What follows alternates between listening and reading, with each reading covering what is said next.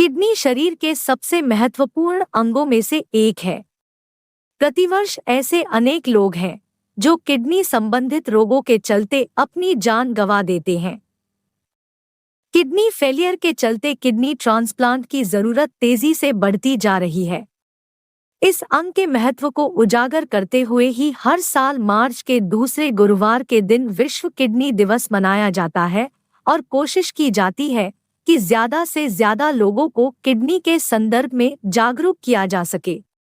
तो आइए इन्हीं सब विषयों पर चर्चा करते हैं नागपुर से सुप्रसिद्ध किडनी रोग विशेषज्ञ डॉक्टर वंदना बारस्कर से विशेष चर्चा में। मैडम, ज़्यादातर कौन से ऐसी किडनी की बीमारियों को लेकर पेशेंट आप तक आते हैं? किडनी की बीमारियां देखिए, डायबिटीज़ के कारण जो किडनी खराब होती है उसके कारण, फिर दूसरा होता है क्रॉनिक ग्लोमेरुलोनेफ्राइटिस, फिर ब्लड प्रेशर के कारण जो किडनी खराब होती है वो, और कभी कभी जो एक्यूट बीमारियां होती है जैसे एक्यूट रिनल फेलियर, किसी को डायरिया डिसेंट्री हुआ या किसी का ज़्यादा ब्लड लॉस हो गया या किसी को इन्फेक्शन है शरीर में, तो उनको सेप्सिस के कारण जो किडनी खराब होती है वो एक्यूट रिनल फेलियर में देखने को मिलती है। और कभी कभी किडनी के इन्फेक्शन, यूरिनरी इन्फेक्शन वाले पेशेंट्स भी हमें देखने को मिलते हैं। मैडम, किडनी की बीमारियों के क्या प्रमुखता से मुख्य कारण होते हैं? मुख्य कारण, सबसे मुख्य कारण है इंडिया में और बाकी वर्ल्ड ओवर भी देखा जाए तो डायबिटीज़। डायबिटीज़ के कारण जो किडनियां खराब होती है सबसे ज़्यादा इसका नंबर है। सेकेंड पे ब्लड प्रेशर, ग्लोमेरुलोनेफ्राइटिस, फिर इन्फेक्शन के कारण जो किडनीज खराब होती है, और कुछ आनुवंशिक बीमारियां जो होती है जैसे पॉलीसिस्टिक किडनी डिसीज जैसे बोला जाता है, और फिर किडनी स्टोन्स और इन्फेक्शन किडनीज के, इसके कारण किडनी फेलियर के रोगी देखने को मिलते हैं। जैसे किडनी के बीमारियों में खासकर क्या मुख्यतः लक्षण पेशेंट्स में नजर आते हैं? देखिए, पेशाब में तकलीफ होना, या तो पेशाब में खून आए, पेशाब कम होने लगे या ज़्यादा होने लगे, बार बार जाना पड़े, रात में बार बार उठ के पेशाब के लिए जाना पड़े, कमर में पिछले हिस्से में दोनों तरफ अगर दर्द होता है जहाँ पर हमारी किडनी होती है, ये होता है। फिर भूख कम लगने लगती है, जनरल वीकनेस आने लगती है मरीज को, हीमोग्लोबिन कम हो जाता है, हड्डियों में दर्द होता है। इस तरह के लक्षण हमें देखने को मिलते हैं अगर किडनी की बीमारियां हैं मरीज को। तो किडनी की ज़्यादातर बीमारियों में अगर हम डायग्नोसिस की बात करें, निदान की बात करें, तो किस प्रकार से किडनी के रोगों को निदान खासकर किया जाता है? निदान के लिए देखिए, यूरिन की जांच होती है। अगर नेफ्रोटिक सिंड्रोम है, जैसे पेशेंट को अगर स्वेलिंग आती है तो उसमें यूरिन हम जांचते हैं तो प्रोटीन जाता है यूरिन में।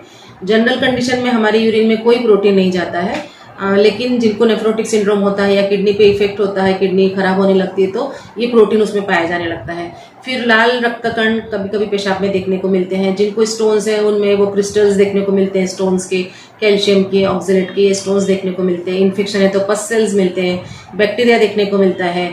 फिर हम ब्लड टेस्ट करते हैं। ब्लड टेस्ट में क्रिएटिनिन और यूरिया नाम की 2 जांच है जो बहुत इंपॉर्टेंट है।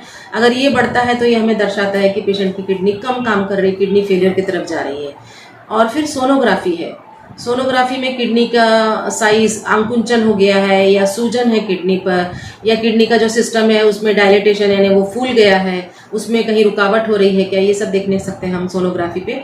प्रोस्टेट जैसे एक ग्रंथि है, नॉर्मली पुरुषों में जो ग्रंथि है प्रोस्टेट नाम की, वो उम्र के 50-60 साल बाद वो बढ़ने लगती है, उसको बिनाइन प्रोस्टेटिक हाइपरट्रॉफी BPH बोला जाता है, वो प्रोस्टेट हो जाता है। तो ये सब हम सोनोग्राफी से देख सकते हैं, जिसके कारण अगर रुकावट है तो किडनी पे इफेक्ट होता है।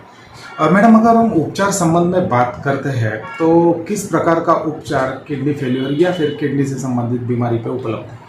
उपचार के लिए देखिए, अगर पेशेंट को जो सिम्टम्स होते हैं, अगर उनको सूजन है तो हम उन्हें नमक और पानी कम करने के लिए सलाह देते हैं। ब्लड प्रेशर है तो उसको अच्छे से कंट्रोल में करना चाहिए। जिस मरीज़ को शुगर है तो उसकी शुगर बहुत अच्छे से कंट्रोल में रखें।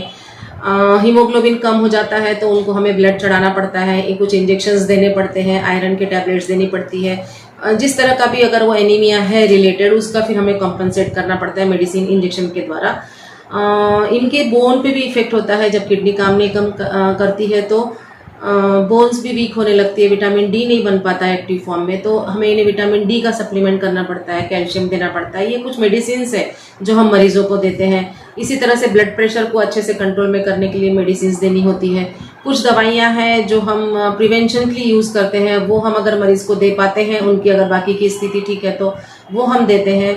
और पानी नमक का साथ में, कुछ पेशाब के लिए दवाइयाँ होती है, इस तरह से शुगर की दवाइयाँ, मल्टीविटामिन बी कॉम्प्लेक्स, क्योंकि किडनी के कारण वो बन नहीं पाता या निकल जाता है तो हमें वो सप्लीमेंट करना पड़ता है। मैडम, अगर हम बचाव की बात करें तो किस प्रकार क्या जीवन शैली होनी चाहिए, किस प्रकार हम गंभीर बीमारियों से बच सकते हैं किडनी से संबंधित?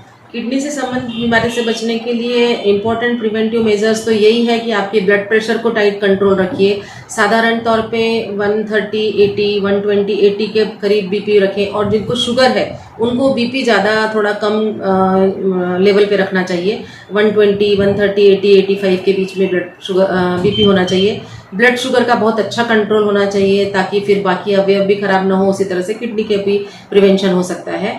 फिर कुछ प्रिवेंटिव मेडिसिन अवेलेबल हैं, हम जो मरीज को हम उनकी कंडीशन देख के ही देते हैं, ये हम देते हैं। फिर पानी काफ़ी पीना है। जिनकी किडनी अच्छी काम कर रही है, जैसे नॉर्मल व्यक्ति को साधारण 2 से 3 लीटर तक पानी पर डे पीना चाहिए। मतलब एवरेज 1 घंटे में 1 गिलास पानी, जब तक वो जागे होते हैं तब तक ये पानी पिए। यूरिन अच्छे से होती रहे, यूरिन रुके ना, इन्फेक्शन ना हो, इसका ध्यान रखें। इन्फेक्शन होता है तो उसका तुरंत इलाज करें। किसी भी तरह का इन्फेक्शन या कोई तकलीफ होती है तो डॉक्टर की तुरंत सलाह लें। ये कुछ प्रिवेंटिव मेजर्स है। अगर किसी को स्टोन्स है तो उसका तुरंत इलाज कराएं, इन्फेक्शन का तुरंत इलाज कराएं। अगर स्टोन और इन्फेक्शन ज़्यादा दिन तक किडनी में रहता है तो किडनी की बीमारी परमानेंट हो जाती है, परमानेंट किडनी फेल हो जाती है, काम नहीं करती है। तो ये कुछ प्रिवेंटिव मेजर्स हैं जो हम अपने मतलब जो पब्लिक है, आम जनता, इसकी तरफ ध्यान रख के किडनी की बीमारियों से बच सकती है और अपनी किडनी को स्वस्थ रख सकती है। वर्ल्ड किडनी डे पर जो देशवासी अभी आपको देख रहे हैं, क्या उन्हें एक संदेश आप देना चाहेंगे? देखिए, वर्ल्ड किडनी डे हर साल ये 2006 से शुरू हुआ है ऑल ओवर वर्ल्ड, पूरी दुनिया में। तो ये दूसरे गुरुवार को हर मार्च महीने के हर साल मनाया जाता है और इसके थीम डिसाइड किए हुए होते हैं इंटरनेशनल ऑर्गेनाइजेशन की तरफ से। तो इस साल का थीम था किडनी हेल्थ फॉर ऑल, मतलब सभी के लिए किडनी स्वस्थ रहे, सबकी किडनी। और अभी जो कोरोना होके गया है तो उसको देखते हुए डिजास्टर्स मैनेजमेंट, कुछ अचानक आपदा आ जाती है तो उससे किडनी का बचाव, ये इस बार का थीम था।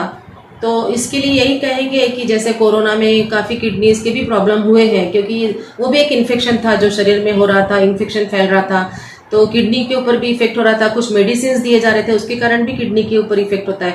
हाँ, और मैं ये बताना चाहूँगी, जो हमने बचाव के लिए बात की उसमें दवाइयाँ, पेन किलर्स बिल्कुल ना लें। मरीज अपने मन से बहुत ज़्यादा दर्द की दवाइयाँ ना खाएं, ये बहुत एक इम्पॉर्टेंट कारण है किडनी फेल होने का। हम जाते हैं दवाई की दुकान से, दर्द के लिए कोई दवाई लेते हैं, हम उसकी आदत हो जाती है और काफ़ी लंबे समय तक लेते हैं, ये नहीं जानते हैं कि किडनी के ऊपर इसका क्या असर हो रहा है। तो ये दवाइयाँ न लें। तो इस तरह से मैं जो बता रही थी, कोरोना में भी कुछ दवाइयाँ दी जाती है, ऐसे हर दवाइयों का इफेक्ट होता है, लेकिन जब हम इसको देखेंगे कि भाई किडनी पे क्या असर हो रहा है तब हमें पता चलता है। तो इसीलिए उस समय कोरोना खुद के कारण भी किडनी पर असर हुआ है और इसी तरह उसकी दवाइयों का कारण असर हुआ, फिर इन्फेक्शन शरीर में फैलने के कारण किडनी पर असर हुआ। इस तरह से जो आपदा आ जाती हैं, जो नैसर्गिक आपदाएं हैं, कहीं पर फ्लड आ गया मतलब बाढ़ आ गई, या कहीं पे सूखा पड़ गया, कहीं पर अभी जैसे तुर्की में देखा गया अर्थक्वेक के झटके लगे हैं ना।